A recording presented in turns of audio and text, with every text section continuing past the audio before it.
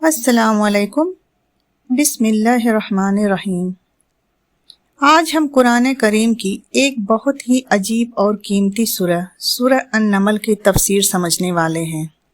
یہ سورہ مکہ میں نازل ہوئی اور اس میں 93 آیتیں ہیں۔ اس سورہ کا نام النمل یعنی چیٹی اس لیے رکھا گیا کیونکہ اس میں حضرت سلیمان اور چیٹی کے واقعے کا ذکر ہے۔ تو چلیے شروع کرتے ہیں سورہ النمل کی تفسیر۔ سورہ النمل میں آیت نمبر 1 سے 6 میں ہے کہ سورہ کی شروعات ہوتی ہے قرآن کی تعریف سے۔ اللہ فرماتا ہے کہ یہ قرآن ہدایت اور بصارت ہے، کس کے لیے؟ مومن کے لیے۔ لیکن جن لوگوں کا عقیدہ آخرت پر نہیں ہے ان کے لیے آخرت میں صرف خسارہ ہی خسارہ ہے۔ آگے آیت نمبر 7 سے لے کے 14 میں موسیٰ علیہ السلام کا واقعہ ہے کہ ایک دن موسیٰ علیہ السلام اپنے گھر والوں کے ساتھ سفر کر رہے تھے۔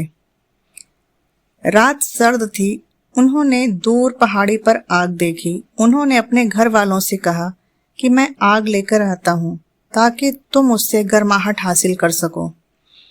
لیکن جب موسیٰ علیہ السلام اس پہاڑی پر آگ کے پاس پہنچے تو انہیں اللہ کی صدا سنائی دی کہ اے موسیٰ، میں اللہ ہوں، رب العالمین۔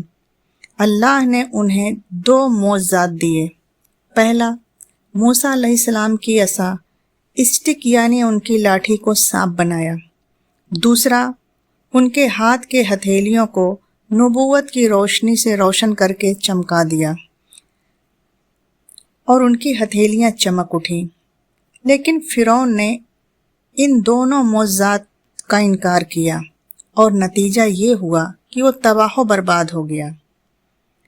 اس سے سبق کیا ملتا ہے کہ پیغمبر اللہ کے حکم سے معجزات دکھاتے ہیں، اور جو اللہ کے پیغام کا انکار کرتا ہے اس کا انجام ہمیشہ ہلاکت ہوتا ہے۔ آگے سورہ نمل میں آیت نمبر 15 سے لے کے 19 تک میں حضرت سلیمان علیہ السلام، ان کے لشکر اور چیٹیوں کے واقعے کا ذکر ہے۔ اللہ نے داؤد علیہ السلام اور حضرت سلیمان علیہ السلام کو علم، حکومت اور نبوت عطا کیا۔ ایک دن حضرت سلیمان علیہ السلام اپنے لشکر کے ساتھ نکل رہے تھے۔ اس لشکر میں انسان بھی، جن بھی اور پرندے بھی تھے۔ جب وہ چیٹیوں کی وادیوں کے پاس پہنچے تو ایک چیٹی نے اپنے قوم سے کہا کہ اے چیٹیوں، اپنے اپنے گھروں میں چلے جاؤ، کہیں حضرت سلیمان اور ان کا لشکر تمہیں کچل نہ دے۔ حضرت سلیمان یہ سن کر مسکرا دیے اور اللہ کا شکر ادا کیا۔ اس سے سبق کیا ملتا ہے کہ اللہ کی مخلوق میں چھوٹی سے چھوٹی چیز بھی اس کی قدرت کا نشان ہے، اور ایک حقیقی لیڈر وہ ہے جو شکر ادا کرتا ہے، نہ کہ تکبر میں رہے۔ آگے آیت نمبر 20 سے لے کے 24 تک ہدہد اور ملکہ سبا کا ذکر ہے۔ ایک دن ہدہد لشکر سے غائب تھا۔ جب واپس آیا تو اس نے حضرت سلیمان علیہ السلام کو خبر دیا کہ میں نے ایک قوم کو دیکھا جو سورج کی عبادت کرتی ہے، سورج کی پرستش کرتی ہے، اور اس قوم کے اوپر ایک عورت حکومت کرتی ہے جس کا عرش عظیم ہے۔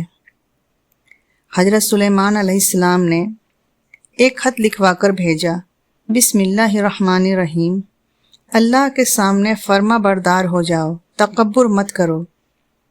ملکہ سبا نے پہلے تحفہ بھیج کر آزمایا، لیکن حضرت سلیمان نے اسے رد کر دیا۔ پھر اللہ کے حکم سے ان کا عرش ایک پلک جھپکتے ہی حضرت سلیمان کے سامنے لایا گیا۔ جب ملکہ سبا نے اپنا عرش دیکھا اور حضرت سلیمان علیہ السلام کا قلعہ تو اس نے کہا، میں رب العالمین پر ایمان لے آتی ہوں۔ سبق کیا ملتا ہے؟ دنیا کی سلطنت، دولت اور عزت صرف دنیا تک ہے، حقیقی عزت صرف اللہ کے سامنے سجدہ کرنے میں ہے۔ آگے اس سورہ میں آیت نمبر 43 سے 53 تک صالح علیہ السلام اور قوم سمود کا ذکر ہے۔ صالح علیہ السلام کی قوم نے اللہ کی نشانیوں کا انکار کیا. انہوں نے اللہ کی ناقت یعنی اونٹنی کو قتل کر دیا. اللہ کی طرف سے جو معجزات تھی. اللہ کا عذاب آیا، ایک سخت چیخ اور زلزلہ نے انہیں ہلاک کر دیا. سبق کیا ملا؟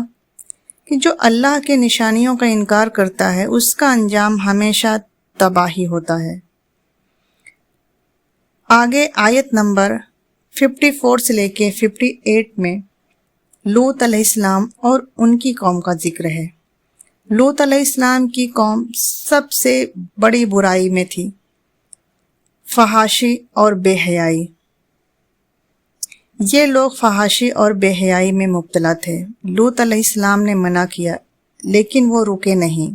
نتیجہ اللہ نے ان کے شہر کو الٹ دیا اور ان پر پتھر برسائے گئے. صرف لوط علیہ السلام اور ان کی بیٹیاں بچی، لیکن ان کی بیوی بھی اس عذاب میں شامل ہو گئی. سبق: جب برائی اور فحاشی کھلے عام ہو جائے اور انسان اسے عام سمجھنے لگے تو اللہ کا عذاب نازل ہوتا ہے. آگے آیت نمبر 59 سے لے کے 66 تک میں قیامت اور اللہ کی قوت کا ذکر ہے. اللہ اپنی قدرت کا ذکر کرتا ہے اور فرماتا ہے کہ آسمان اور زمین کو کس نے بنایا، پانی سے باغ کس نے اگائے، دھوپ اور بارش آتی ہے اس کا نظام کس نے بنایا، اور لوگ پھر بھی اللہ کے ساتھ شرک کرتے ہیں. سبق کیا ملا؟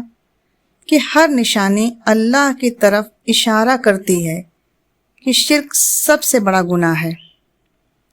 آگے آیت نمبر 67 سے لے کے 93 تک میں اللہ تعالیٰ نے قرآن کی حقیقت بیان کیا کہ مشرک لوگ جو قیامت کا مذاق بناتے تھے اور کہتے تھے کہ مرنے کے بعد کیا ہم دوبارہ زندہ کیے جائیں گے، اللہ جواب دیتا ہے کہ قیامت یقیناً آئے گی، تمہیں اس دن حساب دینا ہوگا.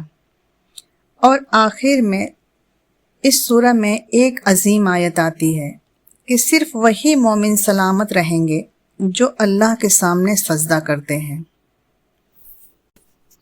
آخر میں سورہ النمل ہمیں 3 عظیم سبق دیتی ہے. پہلا، توحید کا پیغام کہ ہر پیغمبر نے اپنی قوم کو شرک سے روکا. دوسرا پیغام، تکبر کا انجام. فرعون، سمود، لوط کی قوم سب تکبر کی وجہ سے ہلاک و برباد ہوئے. تیسرا، ایمان کی اصل عزت. ملکہ سبا نے دنیا کی سلطنت چھوڑ کر اللہ پر ایمان لے آئیں اور یہی اصل عزت ہے. تو سورہ النمل کی چھوٹی سی پیاری سی تفسیر آپ کو کیسی لگی؟ کمنٹ کر کے ضرور بتائیں. اللہ حافظ، فی امان اللہ.